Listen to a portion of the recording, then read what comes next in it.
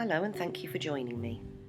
Today I'm going to be showing you how to build up layers of acrylic paints using basic tools to create this lovely autumnal country scene.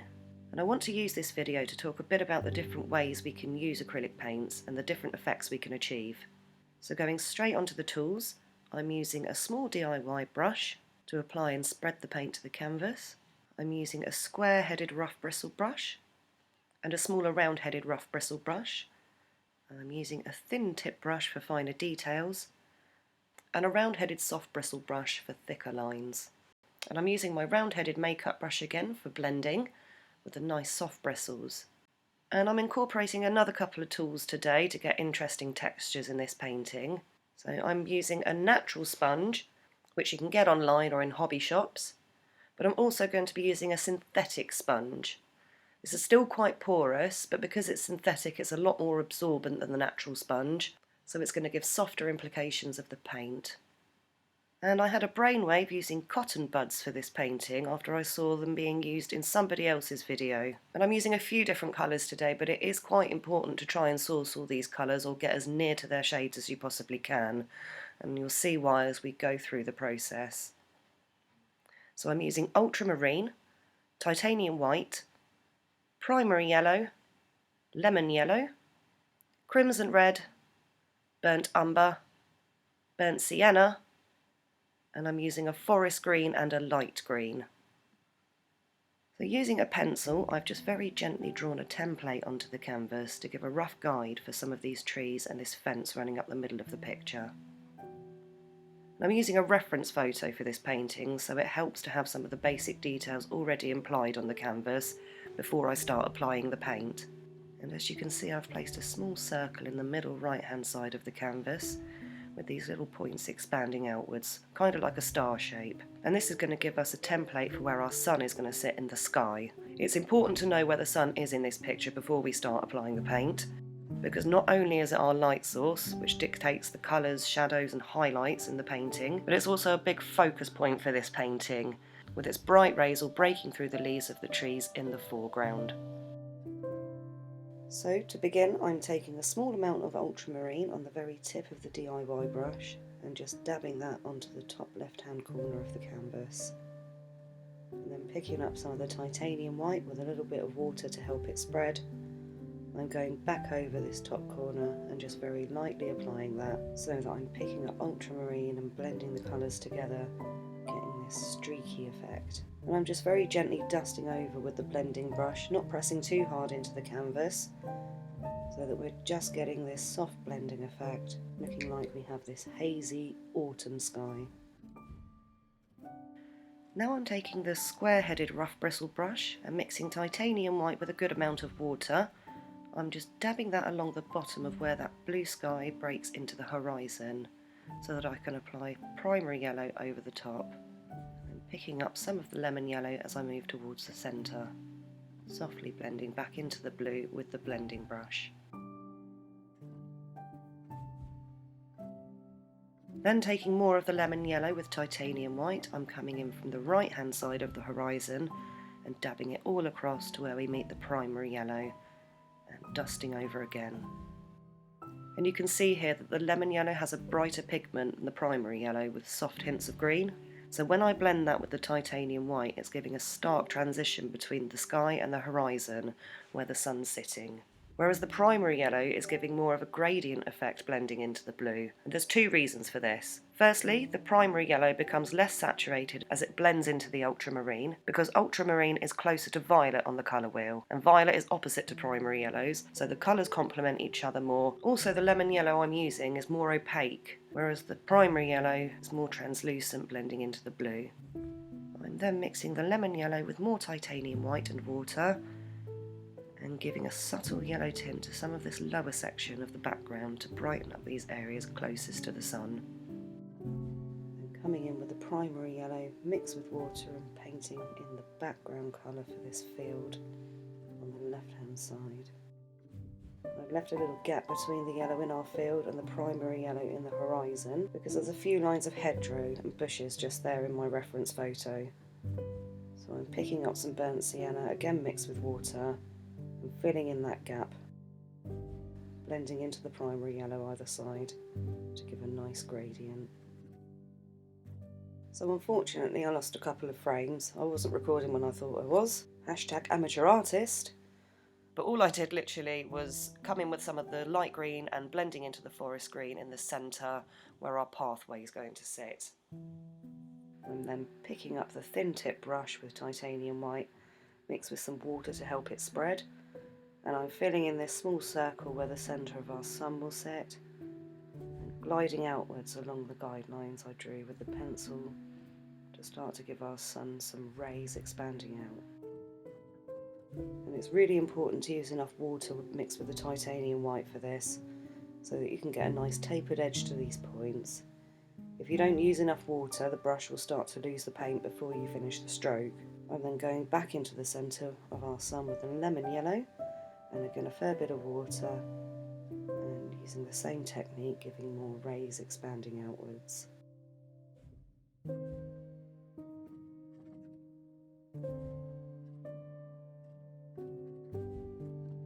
Then taking more of the burnt sienna, I'm coming back to this hedgerow to give it a rough outline, and applying a little of the burnt umber to the bottom edge of these bushes, coming into the foreground to imply our second row of hedges, leaving a thin strip of yellow background between them, and using the synthetic sponge to gently blot all these colours together. And this is a really good example of how we can use acrylic paints like watercolours. By thinning it down, we get this translucent wash, allowing us to build up thin layers of the colours. There are a few things to be aware of when mixing acrylics to a translucent wash. Firstly, acrylic paints will dry darker on the canvas in the application, whereas watercolours behave in the opposite way. The colours tend to dry a lot lighter. Also, if diluting with water, it's important not to make the wash too transparent, because it will start to interfere with how the pigments of the acrylic paints dry. And this can be okay if you're using watercolour paper, as the pores in the paper will slightly absorb the molecules, helping to bind the colours to its surface. But when working on canvas, using too much water will cause the molecules in the paint to break and flake off the surface. I'm then taking the small round-headed rough bristle brush with titanium white, again mixed with enough water to help it spread, and using the end of the brush just dancing on some cloud shapes, and taking the DIY brush just blending the bottom of these clouds back into the sky. Then I'm applying more burnt umber wash again to these hedges and coming in with a thin layer of lemon yellow and titanium white, this time to gently blend that back in with the makeup brush, getting this nice warm gold colour in the field, picking up some of that burnt sienna and burnt umber, blending softly into the yellows. So by letting that paint dry, I can now go back over some of the aspects of my painting with more additional layers, starting to apply thicker applications of the paints to create some depth. And this is where we start to see how versatile acrylic paints can be. As I'm coming back to these clouds and giving them a second application of the titanium white, creating more peaks, I'm using less water, giving a thicker layer that will dry very differently to the thinner wash underneath. I'm just going to add a small puffy cloud in the top of the canvas here. We may end up going over this when we add the trees, but I feel like it might help to break up some of the blue in this sky a little bit, as we see it breaking through the leaves and branches in our trees later. And then just really softly dusting over the clouds again to blend the bottoms and the ends back. Now I'm taking the natural sponge and using it dry with thick applications of the crimson red and no water this time, and just pressing the sponge onto the canvas to create this nice textured pattern going up the centre. It looks like fallen leaves or flowers bordering the path.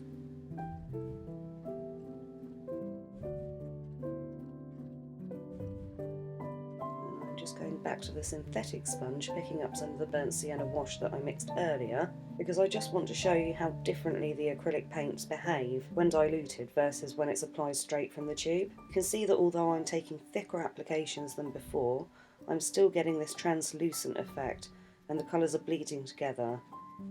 And I can still blend that back to reveal the colours and the layers underneath. Whereas where I've applied straight applications of the red using the dry natural sponge, I'm getting a thicker, heavier pigment which will dry a lot more opaque, covering the colours underneath. And you'll see later as we start to apply even heavier, thicker applications of the acrylic paints, they'll dry to a more oil paint finish. So hopefully this painting will start to adopt a nice multimedia effect, only using one type of paint. I've let the background dry completely now, so that I can start to add more details without the colours bleeding together. And with a thin tip brush, I'm applying some thin lines using the titanium white, mixed with a very small amount of burnt umber and some water to help it spread. I'm using the burnt umber as it's a cooler brown than the burnt sienna, with more blue tones, so it's giving a very pale grey tint to the titanium white, giving these lines the impression of silver birch trunks in the background. Further back they go, I'm using a lighter shade and more water as they disappear into the distance, and using darker shades and thicker applications to the trees closest to the foreground. I'm going to let that dry a little and start to work on the trunk of this tree in the foreground, using burnt sienna this time, shading with the burnt umber, because the sun is shining brightly from behind this tree, giving its bark a warmer, more orange tone. And because this is an Acer, or a Japanese maple tree, it has a thicker trunk and the branches start from lower down and spread out further than the tall, spindly trunks and thin branches of the silver birch trees in the background. And so now that their trunks have dried, I'm using the synthetic sponge with a thick application of the primary yellow to again get some textures that look like foliage across the tops and within the branches. I'm using the synthetic sponge and not the natural sponge for this layer, because I want to get softer implications of the texture, and I'll go back over later with thicker applications of paint. And again doing the same with the Acer in the foreground, using the crimson red and getting a soft application with the sponge, giving a background for our first layer of leaves. And when painting trees, it's important to work from the back to front. So what I mean by that is we want to be applying these leaves towards the back of the trees first, to then come in and add more branches and thicker layers to the leaves in the front facing our eye line. And I also went back over the rays of light coming through this tree with a very thin application of titanium white and water to add some tint back over the first layer of these leaves. So you can see that I'm picking up some of the burnt sienna to blend into the middle of the birch trees to give some shadow within the leaves and branches. So I'm going to start layering up this foliage now with thick applications of the paint straight from the tube. And to do this I'm using cotton buds. And I never would have even thought of this had I not seen somebody else's video using them to get a different effect. But it got me thinking about all these little dots of leaves that we want to show breaking through the branches and the sun rays, so I thought I'd give them a try. So I applied large dots of paint to my palette and then just dipped the end of the cotton bud, applying crimson red and titanium white to some of the outer leaves on the Acer to give some highlight. And a couple of dots to the centre where the sun's peeking through. Then taking primary yellow and titanium white and going over the foliage in the silver birch in the background. And I'm really liking the effect the cotton buds are giving. So I'm really pleased I saw that other video, and I think I'm going to try the technique that artist used later for the fence running along the path.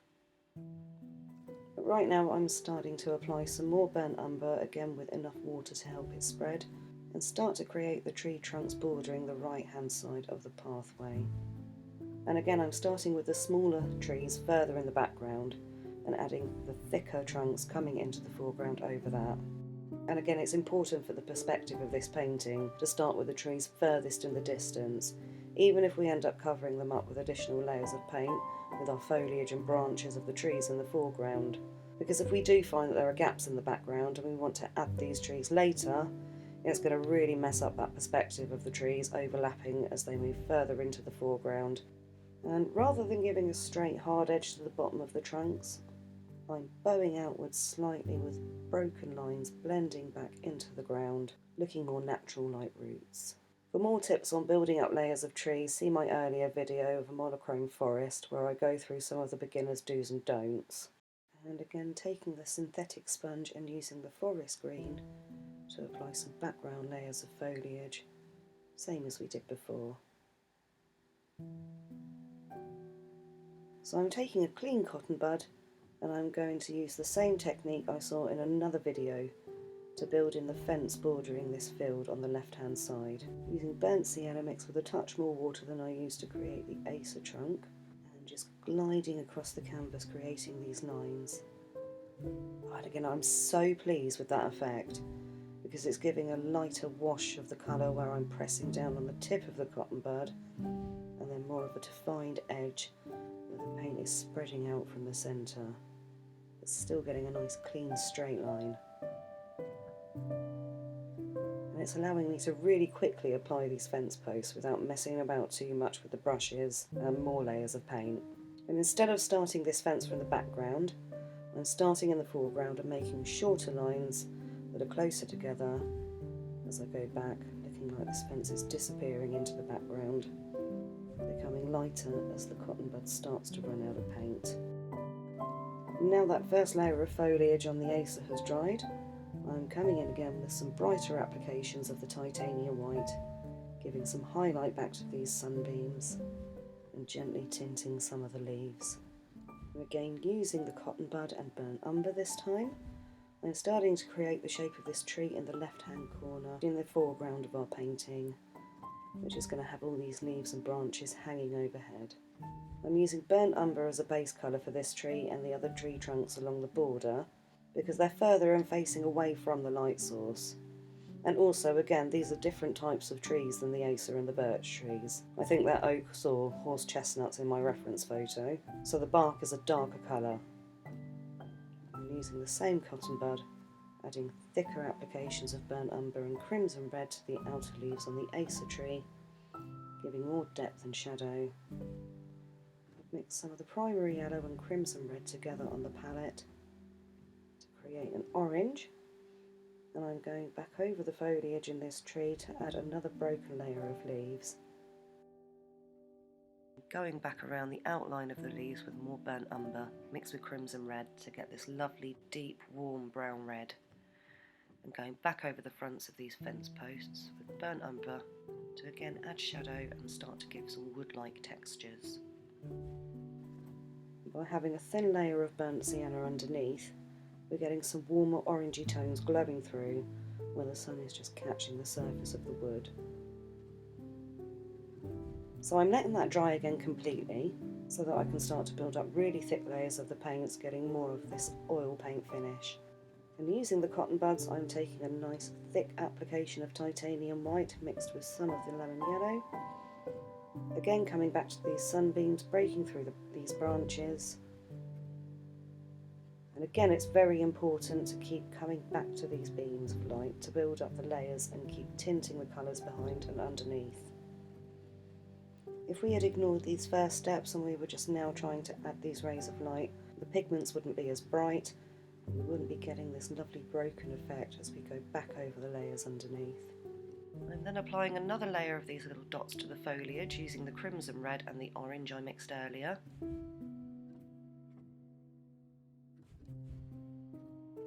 Going back over the sunbeams again with a thin layer of primary yellow mixed with water this time, giving some warmer tones and highlights to that orange, and going back over the trunk and some of these base branches with the burnt umber, still leaving some breaks in the branches, allowing the rays of light and leaf coverage to shine through. And I'm going back to the fence and adding a thin layer of primary yellow mixed with burnt sienna to add some highlights to the fronts of the posts.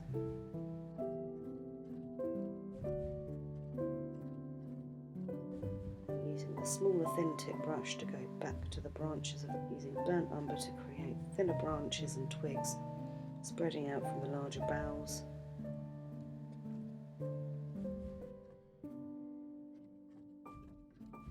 I'm still leaving little breaks between these smaller twigs and the leaves where the sun shines through.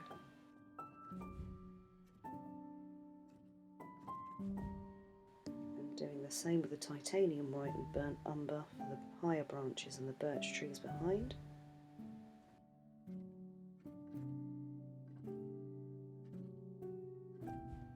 And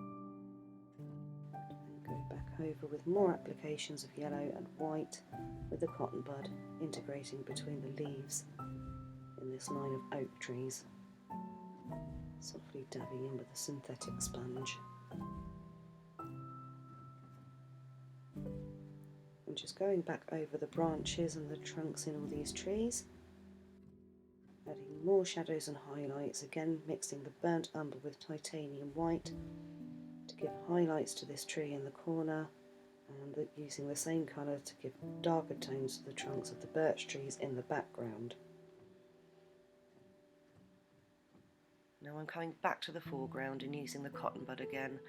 I'm adding dots of the crimson red over the top part of this tree and spreading out across the top of the canvas using the same cotton bud, adding more dots of burnt umber over that.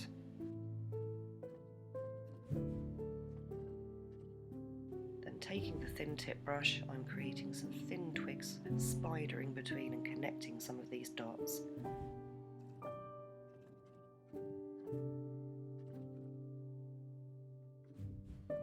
Then adding more dots of the crimson red and titanium white over the top to give the perspective of the light catching the different areas of these leaf surfaces. Then going back and doing the same for the front leaves in our Acer tree, starting to build up lovely thick textured layers of the red and orange leaves. So I had another brainwave using the cotton buds. I realised as I was building up this red border along the pathway that it kind of gives the implication of flowers. So with this being an autumnal scene, and it was actually Remembrance Day when I painted this, I thought I'd turn them into poppies. So taking a really thick applications of the crimson red, I'm pressing down on the tip of the cotton bud to give these little circular rings that look like poppies. Then I'm going back again with titanium white and lemon yellow to soften the colours and brighten some of the highlights in the sunbeams again, breaking through the branches. And taking the larger dry rough bristle brush, I'm taking thick applications of the light green and flicking up from the bottom of the canvas to create these little clumps of grass in the foreground.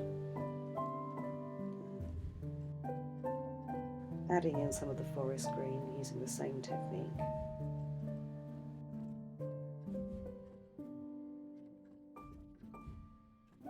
Then using the cotton buds, and I tell you what, I have to sit down for a session one day and experiment what other techniques I can get with these little beauties. I'm taking more of the light green and forest green, giving some thicker blades of grass to the closer foreground and around the roots of these trees, again getting nice defined lines and thick textures. And using the thin tip brush, I'm just adding little dots of burnt umber to the centre of some of these poppies, adding a couple of larger poppy shapes in the foreground, and again adding more dots of burnt umber to their centre. And you can see there I went around the edges of some of the poppies in the left hand border with white to give them more of a defined edge and imply highlights to their outer petals. And then I went back to the centre of some of the poppies in the closer foreground, adding little dots of titanium white so they really stand out. So thank you for watching. I hope you've learned something from this video, because I certainly learned a lot when I was creating this painting. And to all you other amateur artists out there, let's continue to learn and improve together on this creative journey.